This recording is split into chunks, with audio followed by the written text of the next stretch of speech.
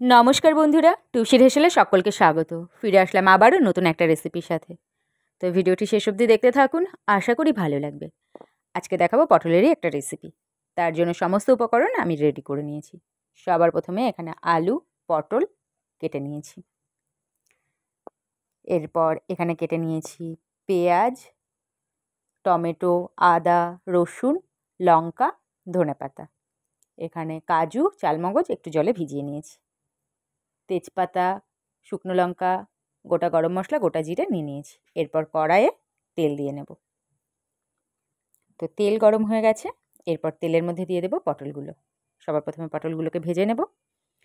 তো দিয়ে দেব পরিমাণ মতন একটু লবণ, দিয়ে পটলগুলোকে ভালো করে ভেজে নেব। তো লাল লাল করে এখানে ভেজে নিয়েছি। এরপর পটলগুলোকে তুলে নেব। এরপর ওই তেলের মধ্যেই আলুগুলোকেও ভেজে নেব। দিয়ে দেব পরিমাণ মতন লবণ, দিয়ে আলুগুলোকে ভেজে নেব। পেস্ট করে নেব সমস্ত মশলা। এরপর আলু ভাজা হয়ে গেছে, এরপর আলুগুলোকে তুলে নেব। ওই তেলের মধ্যেই একে একে এরপর তেজপাতা, শুকনো লঙ্কা ফোড়ন দিয়ে নেব। এর মধ্যে দিয়ে দেব গোটা গরম মশলা আর দিয়ে দেব গোটা জিরে। এরপর নাড়াচাড়া করে কেটে রাখা পেঁয়াজ দিয়ে দেব। এরপর পেঁয়াজ দিয়ে পেঁয়াজটাকে লাল লাল করে ভেজে নেব। পেঁয়াজটা লাল লাল করে ভাজা হয়ে গেছে, এরপর বেটে রাখা পেঁয়াজটা দিয়ে দেব। তারপর আদা, রসুন, লঙ্কা যেটা পেস্ট করেছি, এরপর ওর মধ্যে জিরের গুঁড়ো আর হলুদ মিশিয়ে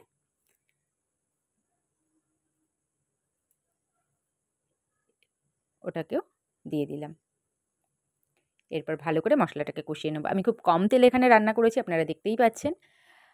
এখানে আমি খুব বেশি তেল ইউজ করিনি।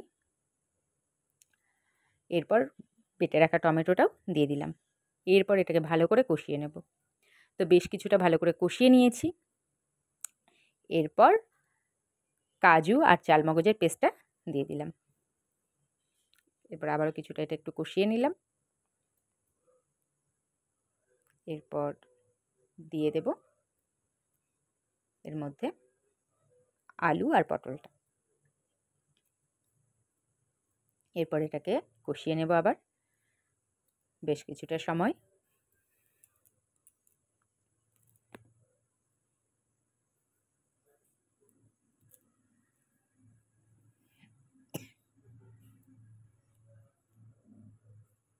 একটু পরিমাণ মতন জল দিয়েছি।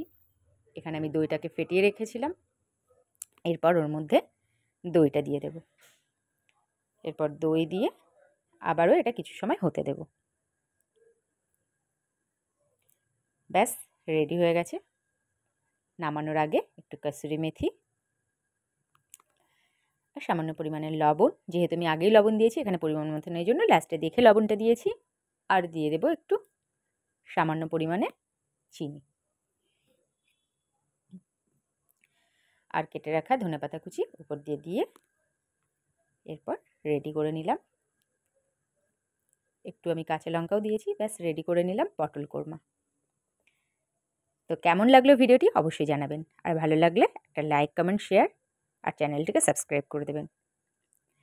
দেখা হবে পরের কোনো রেসিপির সাথে। আর আপনারা বাড়িতে একবার ট্রাই করে অবশ্যই আমাকে কমেন্টে জানাবেন। তো আসবো আবারও নতুন কোনো রেসিপির সাথে। আপনারা ভালো থাকবেন, সুস্থ থাকবেন। আর পটল কোরমা ভাত, রুটি, পরোটা সব কিছুর সাথে একবার বানিয়ে নিন।